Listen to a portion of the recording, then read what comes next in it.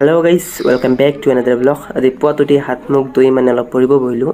আজি মানে physiology exam আছে, ভাবিলোঁ অলপ পঢ়োঁ আৰু কি কৰি ৰেডি হৈ গৈছোঁ। এতিয়া ইউনিভাৰ্চিটি যাবলৈ ৰেডি হৈছোঁ, আহিলোঁ আৰু এতিয়া তাৰপিছত এইখন আমাৰ কেম্পাছ আহি পালোঁ।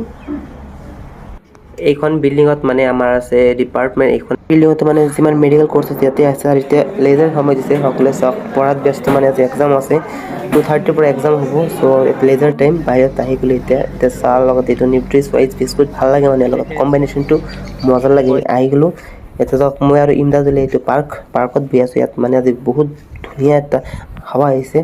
এখন বহি আমি ইয়াতে ফটো মাৰি আছোঁ, এনেই খেলি আছোঁ, এনেই মানে আড্ডা মাৰি আছোঁ বহি। বহুত মজাৰ প্লেচ এইটো বহি থাকিবলৈ। চাওক চাহ পৰি গৈছে আজি, সেই মজাৰ হৈছে। আৰু এইটো চাওক, আৰু এক্সাম শেষ হ'ল, মানে আমি এক্সাম দিব গৈছিলোঁ। এক্সাম শেষ হ'ল, সকলো ওলাল।